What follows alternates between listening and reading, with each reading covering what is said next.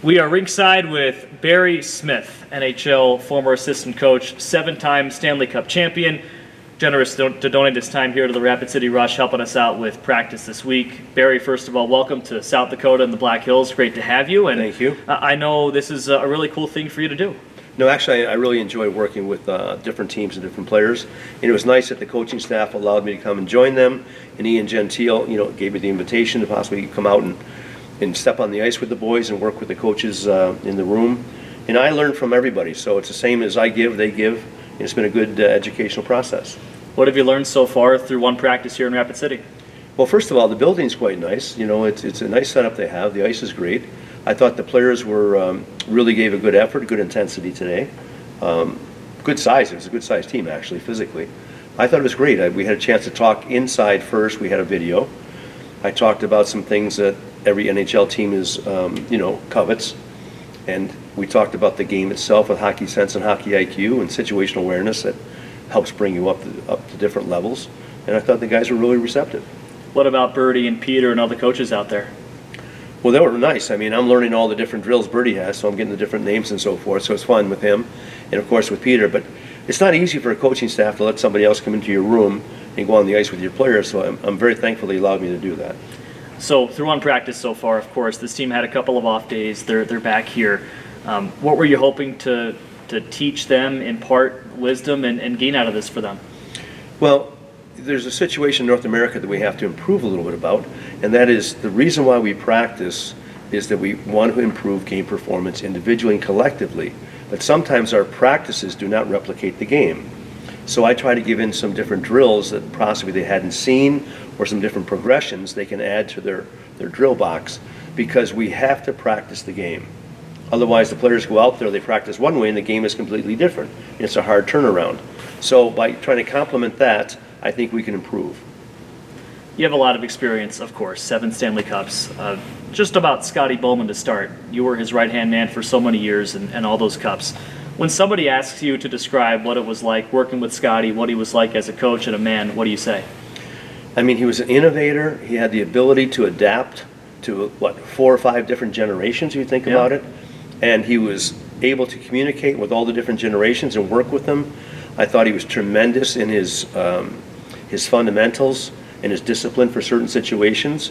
And he had the ability to know players. I mean, to know when to push them, when not to push them, on somebody, leave somebody alone. So he was excellent about that. His bench coaching during the games was superb, probably the best.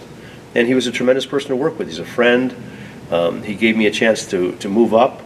And, he pushes you hard, but it's the only way you can learn is to be put in those situations. You'd say he's the best coach of all time, right? I say that, yeah, for sure. Yeah. So in a career spent with him and going across the National Hockey League, being his assistant so many years, what do you take away from him, the teams you've been with, that you can now impart on these guys? He was a stickler for detail and fundamentals, and there's so many parts of the game that you want to practice. And the problem with coaches, I've been there, is you want to fix everything at one time. And all of a sudden you don't fix anything because everything's half-assed. So if you can do 5 things well and do them really well and play well collectively, you're going to have a good team. And also, too, the philosophy of you win because you have a full team complement. You want to work from the bottom up, not from the top down. And that really, the players respect it, the players respond to it, they feel they have roles, and I think you have a better team atmosphere. You mentioned the generations that you and Scotty have worked through. The game has changed a lot since you began, and even since you won the Stanley Cups to right now, a more skilled, of course, fast game. Do you still like the way hockey's headed? Do you like the way hockey's changed over the years? No, I don't like today's game. It's chaos. Yeah. It's too scattered. There's nobody with coming up together. There's no holding the puck and making. No, it's just long pass, quick tip, go, chase, chase, chase. I mean, it's a hard game to play, and if you can't read and react quickly, you're not going to be in the right place to help either defensively or offensively. It's not easy to play. Mm-hmm. What do you hope can make a return, if possible, from the games that you coach to right now? Well, it's the coaches who have changed the game. I'm part of it. So, I mean, if the players aren't changing the game, they play because the coach tells them to play a certain way. So maybe it's going to go back to a little bit more possession. We're trying to play so fast that some guys can't think that fast, and there's so much board play, and there's a lot of ice in the middle we still can use.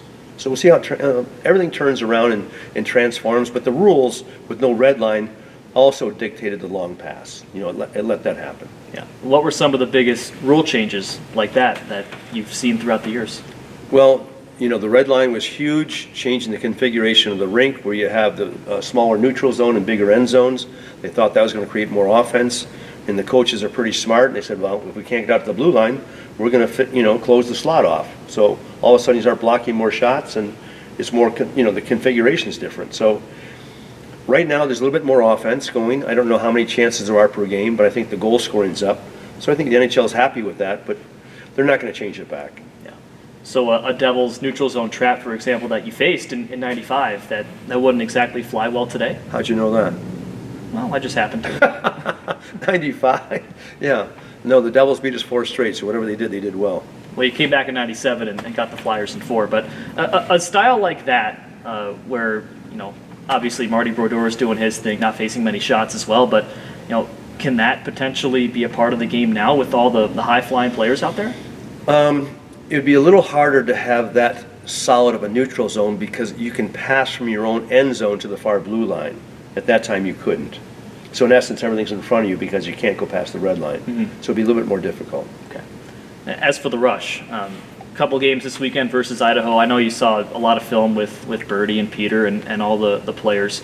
What'd you see from last week, and what are you hoping to improve on for this week as you kind of put your coaching hat on here?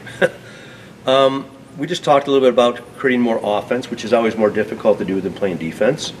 We're talking about some power play situations to try to give a little different look. So I think the hardest thing as you go down the pecking order of teams is those that have the ability to create offense, because it's harder to do than play defense.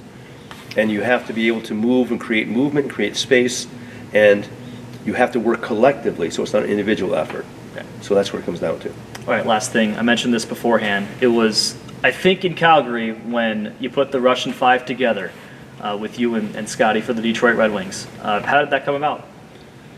Slava Fetisov was like the captain of the Russian 5, and he came to Dave Lewis and myself, with the assistant coaches, and said, can we possibly have a chance to play together?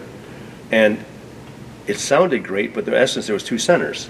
Because Sergei Fedorov was the center and Igor Larionov was the center. So our question was, who's going to play right wing? And Slava said, don't worry about it, we'll take care of that. So, it was a fun thing to watch. It was a power play, 5-on-5, whatever they did. And people would say to us, oh, boy, you guys are geniuses. I mean, look at what you're teaching them.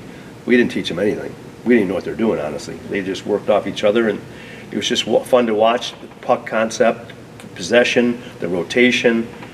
And at that time, with the right side sort of open with 2 centers, Konstantinov was getting breakaways. I mean, Konstantinov was scoring goals coming down the right side as the right defense. So it was a really good situation. All right, on that note, who are the best players you ever saw and coached? There's too many. I don't want to name a couple and then leave somebody out. So in essence, I've been very lucky to be around a lot of good people and a lot of good coaches, so I don't want to leave anybody out. All right, Barry Smith, thank you for coming out and helping the Rush out, and thank you so much. Thanks for having me. I really appreciate it.